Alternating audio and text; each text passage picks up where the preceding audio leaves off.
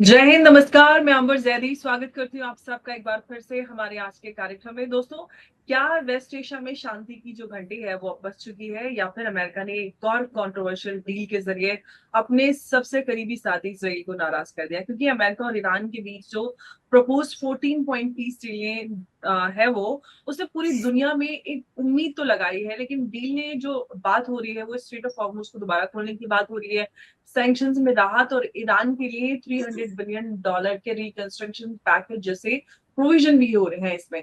तो इस खबर के बाद जो ग्लोबल ऑयल मार्केट है उसमें हमने देखा है कि उसमें एक राहत आने को दिख रही है। लेकिन सबसे बड़ी बात यह है कि जब यूरोप से लेकर यूनाइटेड नेशंस तक इस पूरे एग्रीमेंट का स्वागत करते आ रहे हैं, तब इसराइल ने इस डील को लेकर गंभीर आपत्ति क्यों जताई है? क्योंकि इसराइली पॉलिटिकल स्पेक्ट्रम के जो नेता हैं उन्होंने इसे तेहरान के लिए स्ट्रेटेजिक विक्ट्री और तेल अवीव के लिए स्ट्रेटेजिक सेटबैक के रूप में बताया है।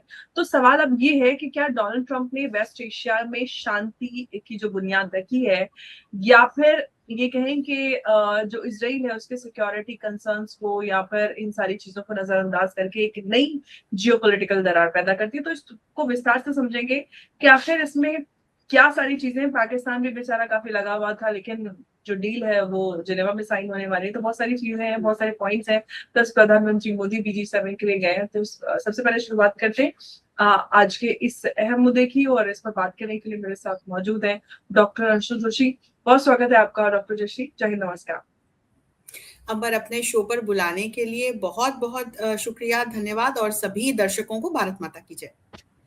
भारत माता की जय। डॉक्टर जोशी, सबसे पहले मैं आपसे ये पूछना चाहूंगी कि ये जो 14 पॉइंट यूएस जो ईरान डील है वेस्ट एशिया का, इसको हम क्या कहें, नया कैंप बोले, किस तरह से साबित होगा? कैंप डेविड साबित होगा, या फिर हम ये कहेंगे टेम्परेरी सीज फायर? क्योंकि पूरी दुनिया खुश है और जो मेन पार्टी है इसमें इसराइल वो नाराज है।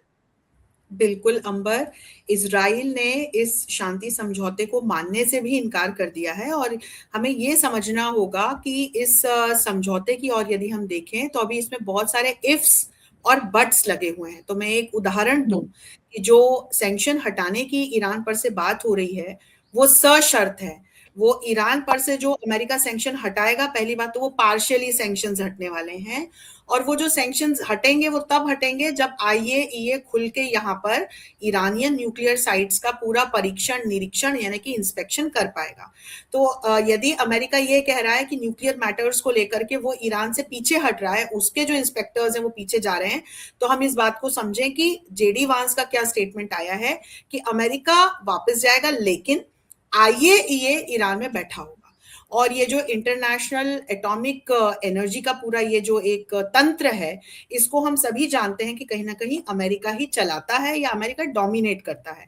और लगातार IAEA ने ही अपनी रिपोर्ट्स में इस बात को का खुलासा किया था कि ईरान के पास 410 किलो का जो पेलोड है, 60% से अधिक एनरिच्ड यूरेनियम है, जिससे कि 1 दर्जन के लगभग न्यूक्लियर बॉम्ब्स बन सकते हैं। तो IAEA की यदि ईरान में का रिटर्न होता है, वो यदि इंस्पेक्शन कर पाता है, करता है, तो फिर एक तरह से तो यहाँ अमेरिका इन्वॉल्व हो गया ना अंबर। उसी तरह से जो एक ये $300 बिलियन के पैकेज की बात की जा रही है ईरान के रिकंस्ट्रक्शन की, अभी पहले हम देखें कि जो शुक्रवार को असल, अभी तो वर्चुअली ये सारी चीजें बात की जा रही है, साइन हुई है, जो असल फिजिकल डॉक्यूमेंट साइन होगा सीज फायर का, उसमें कौन कौन से क्लॉजेस हमें देखने को मिलेंगे। क्योंकि अमेरिका यदि अपनी तरफ से ये तमाम सैंक्शंस में ढील या न्यूक्लियर मैटर्स में नहीं पड़ेगा ये अगर बात कर रहा है, स्ट्रेट ऑफ हॉर्मुज से भी उसने अपना नेवल ब्लॉकेड हटा लिया है, तो बदले में ऐसा नहीं है कि ईरान को कुछ नहीं देना पड़ेगा। तो एक तो हम स्ट्रेट ऑफ हॉर्मुज को अब खुलते हुए देख रहे हैं पूरी तरह से, हालांकि हफ्तों लग जाएंगे। अभी जो पूरा ये एक ब्लॉकेड बना हुआ था ईरान और अमेरिका दोनों की तरफ से, तो तेल बाजार के लिए बहुत बड़ी राहत का विषय है ये, सप्लाई चेन्स की दृष्टि से बहुत बड़ी राहत का विषय है। मैं बहुत खुश हूं कि कम से कम चलिए आखिरकार को ये स्टेक होल्डर्स आए। लेकिन यहां पर प्रश्न चिन्ह आ जाता है जिससे आपने चर्चा की शुरुआत की, कि इजराइल जो इस पूरे मुद्दे में एक प्राइमरी स्टेक होल्डर है, उसकी हम एब्सेंस देख रहे हैं। वो ना तो टॉक्स में शामिल है, ना कहीं डॉक्यूमेंटेशन में शामिल है, और कल लेबनान पर उसने ताबड़तोड़ हमले भी किए हैं। तो ऐसे में ये सीज फायर कब तक रह पाता है? वहीं दूसरी ओर आप यदि गल्फ कंट्रीज को देखें तो even they are not happy. तो क्योंकि मैं बार बार इस बात की चर्चा कर रही थी कि यदि ब्लीडिंग ईरान को छोड़ करके ट्रंप एग्जिट करेंगे, जो कि ट्रंप करते हुए दिखाई पड़ रहे हैं, नवंबर में वहां भी बाई इलेक्शंस है, तो अब साफ साफ लग रहा है कि ट्रंप ना इस पूरे मैटर से अपने हाथ धो करके ही simply just washing his hands off and he is exiting. लेकिन इसका जो नतीजा वहां की जियोपॉलिटिकल स्थितियों पर पड़ेगा और ईरान के बायलैटरल मल्टीलैटरल एंगेजमेंट पर पड़ेगा, सबसे बड़ा इसका जो असर इजराइल की सुरक्षा पर पड़ेगा, वो कहीं ना कहीं वहां पर प्रश्न चिन्ह है। तो ऐसे में ये कब तक, पहली बात तो जिनेवा में डॉक्यूमेंट क्या साइन होता है, ईरान किन मैटर्स को लेकर के अग्री होता है, कहां तक क्या बातें जाती, क्योंकि बहुत सारे इफ्स एंड बट्स क्लॉजेस में लगे हुए हैं। यदि हम ध्यान से इन क्लॉजेस को देखें तो हर एक क्लॉज के साथ अमेरिका ने एक पूंछ जोड़ दी है। जैसे कि मैंने अभी आपको एक उदाहरण दिया कि यदि सैंक्शन हटाएगा, इंस्पेक्शन की शर्त पे सैंक्शंस हटा रहा है, आईएईए वहां पर खुल के अपना एक रोल प्ले करेगा। उसी तरह से दूसरे भी, जब हम स्टेट ऑफ हॉर्मुज की भी बात करेंगे तो उसमें क्लॉजेस हैं। तो अब देखते हैं, रोचक है, पहले तो ये जो फिजिकल डॉक्यूमेंट साइन हो तो पता चले कि क्या क्या क्लॉजेस साइन। लेकिन एक बेचारे पाकिस्तान की भी यहाँ पे इतने महीनों से मेहनत कर रहा था, लेकिन अब फाइनल डॉक्यूमेंट जिनेवा में साइन होगा। लेकिन एक बात यहाँ पे सबसे अहम ये है कि क्या ये जो हमने देखा है, अगर अमेरिका की बात करते हैं, पहली बार अमेरिका ने क्या ऐसा किया है कि जो इसराइल के स्ट्रेटेजिक प्रायोरिटीज है उनसे अलग चलने का फैसला कर लिया। इसके पीछे क्या क्लियर ये इंटेंशन है कि वो इस कॉन्फ्लिक्ट से बाहर निकल के इसराइल को छोड़ना चाहता है? क्योंकि इतना तो तय है, क्योंकि इसराइल लेबनान पे हमला कर रहा है, तो लेबनान पे हमला होगा तो ईरान वापस आएगा। तो ये टेम्परेरी ऐसा लग रहा है कि अमेरिका खुद को निकालकर इसराइल को इसमें छोड़ रहा है। अंबर, ये एक गुड कॉप बैड कॉप का डिप्लोमेटिक गेम भी हो सकता है। इस वक्त की यदि हम टाइमिंग देखें तो ट्रंप को अपने इंटरनल टर्फ पर अब फोकस करना जरूरी हो गया है, क्योंकि ईरान पर अटैक करना उनकी गलती तो साबित हुई। ये तो सारी एक्सपर्ट्स, मैं भी इस बात को मानती हूँ कि उन्होंने कहीं कहीं मिसकैलकुलेशंस किया और वो बूमेरैंग किया ईरान पर अटैक करना। उन्होंने इतना सोचा नहीं था कि ईरान इस बार इस तरह से खड़ा हो जाएगा, अटैक को झेल लेगा और ताबड़तोड़ खाड़ी देशों पर हमले करेगा, डियागो गार्शिया तक पर मिसाइल्स दाग देगा। तो ये सब ट्रंप ने नहीं सोचा था। अब लेकिन बहरहाल ट्रंप ये तो कैलकुलेट कर पा रहे हैं कि चीन की, रूस की सहायता से ईरान इस युद्ध में खड़ा हुआ है। कब तक खड़ा हुआ है ये भी अमेरिका कहीं ना कहीं कैलकुलेट कर पा रहा होगा। देखिए, हम अमेरिका की जो मिलिट्रल और इंटेलिजेंस पावर है उस पर हम प्रश्न चिन्ह नहीं उठा सकते अंबर, वो सर्वोत्कृष्ट है, ये तो हमें मानना होगा।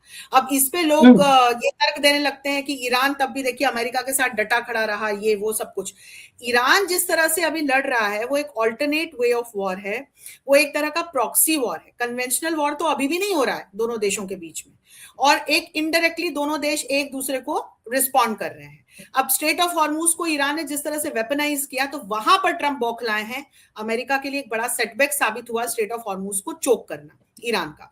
तो लेकिन अमेरिका भी वहां जाके बैठ गया। तो अभी ट्रंप के लिए अपने होम टर्फ पर लौटना जरूरी है, क्योंकि अब बाई इलेक्शंस बिल्कुल सर पर हैं, नवंबर में है। और ट्रंप को समझ आ रहा है कि जिस तरह से उन्होंने जो कुछ भी उन्होंने वेनेजुएला में किया, ग्रीनलैंड, कनाडा को जैसे अपने झंडे का पार्ट बता रहे हैं, क्यूबा को धमकी दी, तो अमेरिका की खुद की जनता उनसे अब खुश नहीं है। अमेरिका एक डेमोक्रेटिक वैल्यूज वाला देश है, तो वहां की जनता खुश नहीं है और वहां की जनता युद्ध चाहती नहीं है। अब युद्ध किया, युद्ध में कोई एक कंक्लूजन तक पहुंच नहीं पाए, फिर उन्होंने सीज फायर की बात एक तरफा करनी शुरू की। ईरान तब भी लगातार वेहेमेंटली रिजेक्ट करता रहा कि हमें कोई समझौते नहीं करने। तो अब जब ये पूरी समझौते की स्थिति बनते हुए दिखाई पड़ रही है, तो मुझे लगता है कि ऐसा हो नहीं सकता कि इजराइल की बिना सहमति के या इजराइल से बिना बात किए, क्योंकि इजराइल को ऐसे ही अमेरिका का 51st स्टेट नहीं कहा जाता है। इजराइल और अमेरिका के जिस तरह के संबंध हैं और जिस तरह से एक दूसरे के पॉलिटिकल और इकोनॉमिक सिस्टम में, स्ट्रेटेजिक सिस्टम में ये दोनों देश इंटरट्वाइंड है, उसको हम नकार नहीं सकते। तो ये भी हो सकता है कि गुड कॉप बैड कॉप खेल रहे हो। अभी थोड़े समय के लिए सिचुएशन को कंट्रोल करने के लिए ये सीज फायर किया जा रहा है। 60 दिन का प्लान है, तो 60 दिन के प्लान किस तरह से चीजें उभर के आती हैं, उसके बाद मुझे लगता है आगे डिसीजन होंगे। और पहले ऐसे कितने सीज फायर हो चुके हैं, डिक्लेयर हो चुके हैं, उसके फिर अगले दिन अटैक हो जाते हैं। तो अभी हम कुछ नहीं कह सकते। यदि इजराइल ईरान पे डायरेक्ट अटैक कर दे, मान लो कि ये सिचुएशंस हैं, इनको हमें फॉर्मूलों की तरह अप्लाई करके देखना चाहिए कि आज अमेरिका ने सीज फायर मान लो साइन कर दिया, लेकिन कल को इस बात की क्या गारंटी है कि इजराइल डायरेक्टली इन्वॉल्व नहीं होगा ईरान के साथ। और यदि ऐसा होता है तब फिर स्थितियां बदलेंगी। और इन सब में पाकिस्तान को तो लगातार हम कबूतर कह रहे थे, पाकिस्तान की की अपनी भिखारी की स्थिति है, कटोरा लेकर के वो भीख मांगता रहता है खाड़ी के देशों से, ईरान से, और अपने आसपास चीन के हाथों बिका पड़ा है, तो उसकी मध्यस्थता कराने की तो कोई स्थिति नहीं थी। इनफैक्ट ईरान ने एक्नॉलेज करना बंद कर दिया था कि भाई हम पाकिस्तान की मध्यस्थता में कोई सीज फायर करने जा रहे हैं। तो ये एक अमेरिका की तरफ से आप कहो कि पाकिस्तान को कंटेन करने के लिए लगातार एक लॉलीपॉप्स जो है वो दी गई और लगातार स्टेटमेंट्स आए। लेकिन देखो उसी समय तुलसी गबार्ड की तरफ से कैसे स्टेटमेंट्स आए कि पाकिस्तान जो है वो ग्लोबल पीस एंड सिक्योरिटी के लिए एक बड़ा चैलेंज है, उसके जो आईसीबीएम्स हैं उसके चलते एक बड़ा खतरा जो है वैश्विक शांति और सुरक्षा के लिए है। तो उस पर एक तरह से ना तो अमेरिका बिलीव करता है ना ईरान बिलीव करता है, तो पाकिस्तान की मध्यस्थता में तो वैसे ही कुछ नहीं होना था। ओमान, कतर जैसे देश कुछ हो पाता तो कर पाते, और उन्होंने अपनी तरफ से प्रयास भी किए। और अब जाकर के देखो ये जिनेवा में बात हो रही है कि फिजिकली डॉक्यूमेंट साइन होंगे, लेकिन हाँ अभी भी बहुत सारी ऐसी कंडीशंस हैं कि ये नहीं तो वो नहीं तो ये।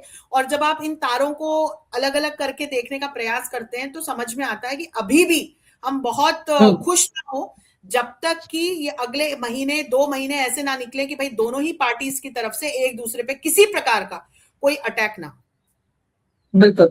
लेकिन डॉक्टर जोशी क्या, क्योंकि डोनाल्ड ट्रंप को हम जानते हैं कि वो कहीं ना कहीं नोबेल प्राइज के लिए काफी क्रेजी है, तो क्या डोनाल्ड ट्रंप पीस मेकर की छवि बनाने की कोशिश कर रहे हैं इस सब के जरिए, या फिर जो अमेरिका है वो वॉर, जो मतलब अमेरिका पे वॉर फटीग है उसका नतीजा हम देख रहे हैं कि वो इतनी जल्दीबाजी में ये सारी चीजें कर रहे हैं? दोनों में से क्या आपको ज्यादा लगता है? अंबर, मैं आपको एक चीज बताऊं, ट्रंप का यदि आप पिछला कार्यकाल देखें ना, तो ट्रंप बहुत शांतिपूर्ण राष्ट्रपति साबित हुए थे अमेरिका के। उनके पिछले कार्यकाल में अमेरिका किसी भी डायरेक्ट मिलिट्री कॉन्फ्लिक्ट में नहीं गया, पहली चीज तो ये। और उन्होंने जो अब्राहम एकॉर्ड करवाया था जिसमें उन्होंने खाड़ी देशों को साथ लाने का प्रयास किया, और जिस तरह से अब्राहम एकॉर्ड के माध्यम से इजराइल को भी मान्यता मिले और ये पूरा एक गाजा में संघर्ष थमे, यहाँ पर शांति हो, तो जिस इंटेंशन के साथ उन्होंने ये सारे सब एक अपना पायोनियर किया, ये अकॉर्ड और ये सारी चीजें, तो मुझे लगता है कि उनको मिलना होता तो तब उनको फिर भी नोबेल पीस प्राइज मिल सकता था।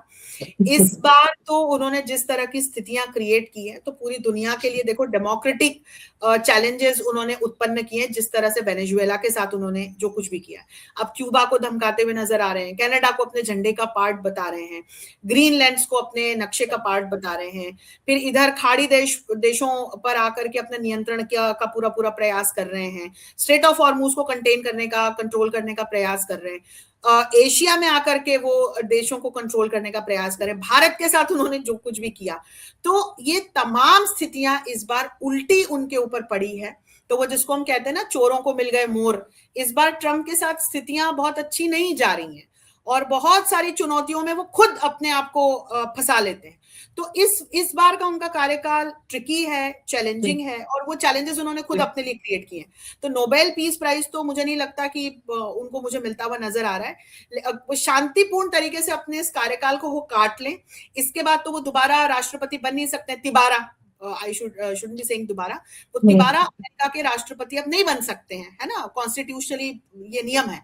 तो कम से कम एक अच्छा, मतलब एक मेमोरेबल अपना यदि इस बार का कार्यकाल वो बना के जाएं तो फिर ज्यादा अच्छा होगा, क्योंकि उनका पहला कार्यकाल वाकई अच्छा रहा था।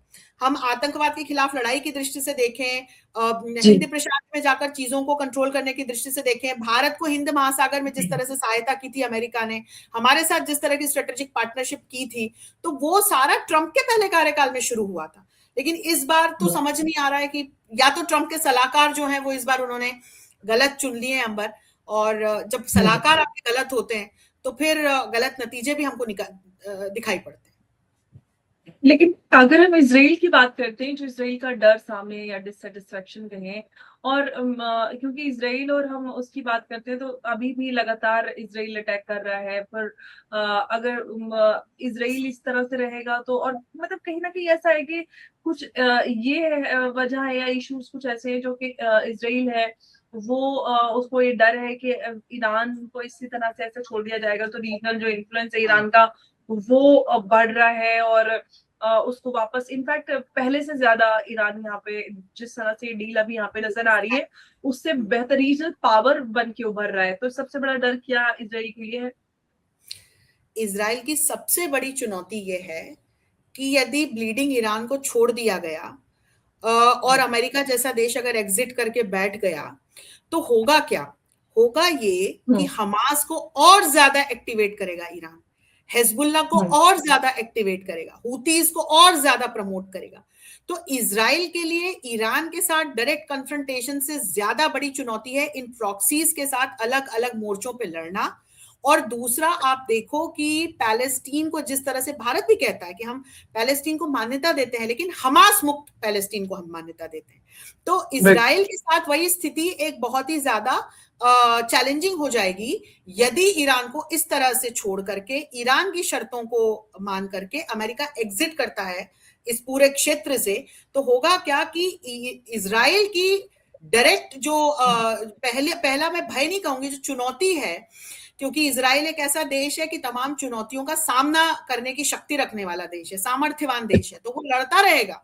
लेबनान पर उसने हमले रोके नहीं है क्योंकि वो हिजबुल्लाह को कंटेन करना चाह रहा है। तो ये जो प्रॉक्सीज है ना, ये जो आतंकवादी संगठन है, ये इजराइल के लिए ज्यादा बड़ा खतरा है। क्योंकि होगा क्या कि हमास फिर इजराइल पर अटैक शुरू करेगा, हमास फिर पैलेस्टीन पर अपना असर्शन दिखाते हुए, क्योंकि पहले तो अमेरिका किस तरह के स्टेटमेंट्स दे रहा था कि भाई पैलेस्टीन हो लेकिन हमास फ्री पैलेस्टीन होना चाहिए और हमास शुड डीएक्टिवेट इटसेल्फ। अब यदि ईरान को इस तरह से छोड़ करके अमेरिका निकलेगा तो अमेरिका के लिए सेटबैक है। ईरान तो अपनी विक्ट्री का परचम फहराएगा। मैं तो बार बार कहती थी कि यदि इस तरह से ट्रंप सीज फायर करके ऑन डॉक्यूमेंट वॉर को एंड करेंगे और बाहर निकलेंगे, तो ये एक तरह से ईरान की जीत मानी जाएगी। और ऐसे में क्या होगा कि ईरान वो नजर भी आ रहा है कि ईरान की जीतें बहुत अग्रेसिव, बिल्कुल बिल्कुल, क्योंकि ईरान जैसा छोटा देश, उसने अपने आप को संभाला, उसके सारे लोग युद्ध में गए, उसने सारे खाड़ी देशों पे आक्रमण किए, उसने अपनी सारी शक्ति दिखाई कि उसके पास किस तरह के मिसाइल्स हैं, उसने प्रॉक्सीज को और आगे बढ़ाया। मतलब आप जो जो टर्म्स एंड कंडीशंस ईरान के सामने रखते चले, ईरान ने सबको अंगूठे दिखाए। तो ये ईरान की मैं तारीफ नहीं कर रही हूं, लेकिन हमें ये समझने की जरूरत है कि यदि ऐसे अब सीज फायर करके ईरान को ऐसे ही छोड़ करके अमेरिका बाहर जाएगा, तो खाड़ी देशों के लिए या कहूं पश्चिम एशिया में एक नया नॉर्थ कोरिया हम पैदा होते हुए देखेंगे। आपके शो पर मैं ये बहुत जिम्मेदारी के साथ बोल रही हूँ। तो उसमें होगा क्या कि ईरान आगे चल करके एक रोग स्टेट की तरह हमको आगे बढ़ता हुआ दिखाई पड़ेगा, जिसमें वो इन तमाम आतंकवादी संगठनों को और एक्टिवेट करेगा। इजराइल के लिए सबसे बड़ी चुनौती ये होगी। लेकिन अगर हम एक बहुत इंपॉर्टेंट जो मुद्दा इस पूरे कॉन्फ्लिक्ट के पीछे है वो न्यूक्लियर इश्यू, उसको कहीं ना कहीं फ्यूचर टॉक्स पे डाल देना, क्या ये एक स्ट्रेटेजिक कॉम्प्रोमाइज कहीं या फिर एक स्ट्रेटेजिक मिस्टेक है? क्योंकि अभी इस जिस जो बिना थी उसी पर बहुत ज्यादा कुछ चर्चा नहीं हो रही है। ये अमेरिका की एक स्ट्रेटेजिक चाल है, ना ये गलती है ना कोई सेटबैक है। क्योंकि मैंने आपको यहीं से चर्चा की शुरुआत की थी, जो जेडी वॉन्स का स्टेटमेंट आया है वो ये है कि ईरान के न्यूक्लियर मैटर्स को लेकर के अमेरिका पीछे जाएगा या अमेरिकन जो इंस्पेक्टेटर्स हैं वो लौटेंगे, लेकिन आईएईए ईरान में बैठा होगा और सैंक्शंस इसी शर्त पर ईरान पर से हटाए जाएंगे, कम किए जाएंगे कि आईएईए को पूरा अधिकार होगा कि वो यहाँ पर ईरान की सारी न्यूक्लियर साइट्स का परीक्षण कर सके, निरीक्षण कर सके, इंस्पेक्शन करके एक जो सही बिल्कुल सिचुएशन है उसको दुनिया के सामने रख सके। और हम सभी जानते हैं कि आईएईए को कौन कंट्रोल करता है। और ये फैक्चुअल जानकारी तो पूरी दुनिया के पास है कि 60% से अधिक एनरिच्ड यूरेनियम 410 किलो की मात्रा में लगभग ईरान के पास है और वो ईरान ने सुरक्षित रख रखा है। और इसके अलावा 3000 किलो से ज्यादा एनरिच्ड यूरेनियम, जो हम कह लें कि 10% से लेकर के 60% के बीच का है, वो ईरान के पास है। तो ये हमें समझना होगा कि यदि न्यूक्लियर मैटर्स की हम बात करें तो अमेरिका ईरान को खुला नहीं छोड़ रहा है न्यूक्लियर मैटर्स पे, वो सिर्फ टाइम बाय कर रहा है। क्या स्टेटमेंट्स आ रहे हैं कि हम अभी 60 दिनों के लिए देखेंगे, विल बी वॉचफुल, और 60 दिनों में किस तरह से स्थितियां क्या आकार लेती हैं। तो हो सकता है कि थोड़ा एक ब्रीदिंग स्पेस भी क्रिएट कर रहे हो ट्रंप, इस बीच थोड़ा इंटरनल टर्फ अपनी देख लेंगे, क्या क्या डोमेस्टिक इश्यूज हैं वो देखेंगे, और इस बीच ईरान का किस प्रकार का व्यवहार होता है, किस तरह से ईरान रिस्पॉन्ड करता है, ये भी देखेंगे। और हो सकता है कि ऐसे में इस बार अमेरिका अपने से नहीं तो मल्टीलेटरली कोई प्रेशर ईरान पर डाले। तो न्यूक्लियर मैटर को यदि आप देखोगे तो वो सिर्फ अमेरिका के लिए चैलेंज नहीं है या अमेरिका के लिए ही एक चिंता करने का विषय नहीं है। अंबर, वो पूरी दुनिया के लिए चिंता करने का विषय है। विशेषकर खाड़ी देश कभी नहीं चाहेंगे कि ईरान न्यूक्लियर बॉम्ब बनाए, क्योंकि फिर स्थिति हो जाएगी नॉर्थ कोरिया और पाकिस्तान की तरह। कई लोग मुझसे इस प्रश्न को पूछते हैं कि आप ऐसे क्यों कह रही हैं, भारत के पास भी तो न्यूक्लियर पावर है। मैं हमेशा कहती हूँ कि भारत की बात अलग है। आप यदि भारत को देखें तो नो फर्स्ट यूज पॉलिसी में हम बिलीव करते हैं। हम किसी पे न्यूक्लियर वेपन से अटैक नहीं करेंगे, ये हमारी पॉलिसी का पार्ट है।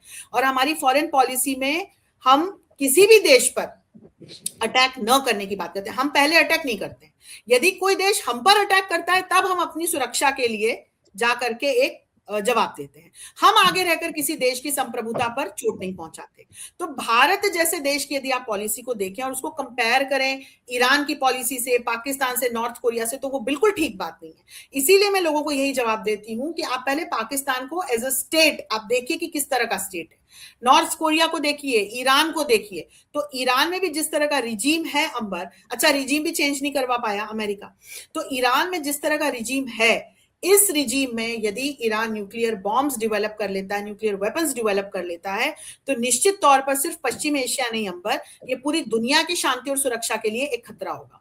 तो ये जो न्यूक्लियर मैटर वाला डायमेंशन है, ये बहुत सेंसिटिव है, ये बहुत क्रिटिकल है, पिवोटल है। और ये मुझे नहीं लगता है कि ये ऑफ द स्क्रीन जाएगा। इसको कुछ समय के लिए हो सकता है कि ट्रंप टाइम बाय कर रहे हो, और इस पर निश्चित तौर पर आईएईए को इन्वॉल्व करके अमेरिका बातचीत तो जारी रखेगा।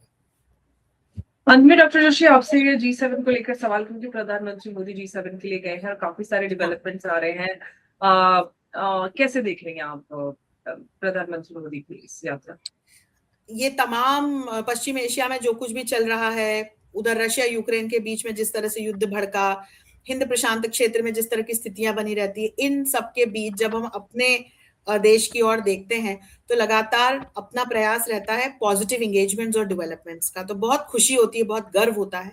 तो पिछली बार नॉर्डिक और स्कैंडिनेवियन कंट्रीज को हमारे प्रधानमंत्री ने जाकर के विजिट किया और हाईएस्ट सिविलियन अवार्ड्स भी मिले उनको, और एक बायलैटरल और मल्टीलैटरल एंगेजमेंट दोनों की दृष्टि से बड़े सामरिक अच्छे समझौते पिछले लैग में आप देखिए तो नॉर्वे, स्वीडन और इटली जैसे देशों के साथ हुए। इस बार फ्रांस की यात्रा पर हैं, स्लोवाकिया में थे कल। स्लोवाकिया कोई भारतीय प्रधानमंत्री पहली बार है, और हाईएस्ट सिविल ऑनर भी मिला है, ऑनर मिला है उनको। और वहां से वहां के राष्ट्रपति और प्रधानमंत्री ने घोषणा की है कि यूएनएससी में भारत की परमानेंट सीट के लिए स्लोवाकिया भारत के साथ खड़ा है और समर्थन करता है कि भारत को यूएनएससी में परमानेंट सीट मिलनी चाहिए। तो स्लोवाकिया जैसा देश जो कि ईयू का भी मेंबर है, नाटो का मेंबर है, यूरोजोन का मेंबर है, फ्रांस जैसा देश जो हमारे एक टाइम टेस्टेड पार्टनर है, और इन सबके बीच में जो है हम G7 में शिरकत करेंगे। तो देखिए हम G7 के परमानेंट मेंबर नहीं है, लेकिन इतनी शक्ति हो गई है भारत की कि हर बार G7 से भारत को न्योता आता है, प्रधानमंत्री हमारे जाते हैं, शामिल होते हैं। और एआई से लेकर के आप देखिए अलग अलग प्रकार की जो सुरक्षा है, cyber security, maritime security, conventional security, इनको लेकर के जो है बातचीत होगी। ग्रीन एंड क्लीन एनर्जी का इस बार एक एजेंडा है, महत्वपूर्ण एजेंडा है। और कैसे बायलैटरली और मल्टीलैटरली रक्षा सहयोग के क्षेत्र में, आर्थिक सहयोग के क्षेत्र में, सांस्कृतिक सहयोग के क्षेत्र में और तकनीकी सहयोग के क्षेत्र में हम आगे बढ़े, इस पर बात होने वाली है। और भारत जो है G7 के देखो सारे पावरफुल नेशंस मेंबर है। तो G7 के मेंबर नेशंस, और यदि हम भारत को देखें तो ग्लोबल साउथ के बीच के पुल का काम भारत करता है। यही कारण है कि G7 में हर बार भारत को निमंत्रित किया जाता है और भारत अपने आइडियाज देता है, भारत सॉल्यूशंस बताता है प्रॉब्लम्स के। तो आई एम होपफुल कि फिर इससे कुछ बहुत फ्रूटफुल निकल के हम लोगों के सामने आएगा। बिल्कुल। और जिस तरह से हम देख रहे हैं कि वेस्ट एशिया में जो कुछ चल रहा है, इसके बीच में ईरान को लेकर मैं आपसे एक सवाल और पूछना चाहती हूँ डॉक्टर जोशी, कि ईरान के ऊपर से जो सैंक्शंस हटाने की बात की जा रही है, जो 14 पॉइंट्स हैं उसके अंदर, क्या वो ईरान को मजबूत करेगा? क्योंकि ईरान में हम इकोनॉमिक क्राइसिस बहुत ज्यादा देख रहे थे, बहुत बुरी हालांकि अब तो स्थिति। पूरी तरह से रीडेवलपमेंट में जाएगा, लेकिन किस हद तक उनको ये राहत दे पाएगा? निश्चित तौर पर सैंक्शंस कम होंगे, मिनिमल होंगे और हटेंगे।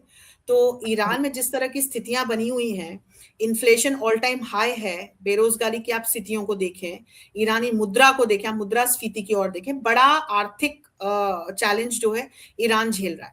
लेकिन मैं इसका कारण इन सैंक्शंस से ज्यादा ईरान की अपनी इंटरनल पॉलिसीज को मानती हूँ, जो प्रॉक्सीज को सपोर्ट करने में लगी रहती हैं, और इनकी वजह से आतंकवादी संगठनों को लगातार आप जब फंडिंग प्रोवाइड करेंगे, आप अपना पैसा जब ऐसे ऑर्गेनाइजेशंस पे लगा देंगे, आप अटैक्स और इन सब चीजों पर ध्यान देंगे, बिल्कुल पाकिस्तान जैसी सिचुएशन है, तो आपकी अपनी इंटरनल जब स्थितियों को देखेंगे या इकोनॉमी को देखेंगे, वो कमजोर होती चली जाएगी। पर निश्चित तौर पर सैंक्शंस हटने से थोड़ी राहत तो ईरान को मिलेगी, चाहे हम उसकी आंतरिक अर्थव्यवस्था की दृष्टि से देखें या global oil and gas supply की दृष्टि से देखें, तो फिर वो कई देश खरीदना पसंद करेंगे शायद ईरान से ऑयल एंड गैस, और सप्लाई चेन की दृष्टि से भी मुझे लगता है कि चीजें थोड़ी बेटर होती हुई नजर आएगी। तो न सिर्फ ईरान के लिए मैं कहूं, ये दूसरे स्टेक होल्डर्स के लिए भी स्थितियों को थोड़ा बेटर बनाने में सैंक्शंस हटाना सहायता तो करेगा। बिल्कुल।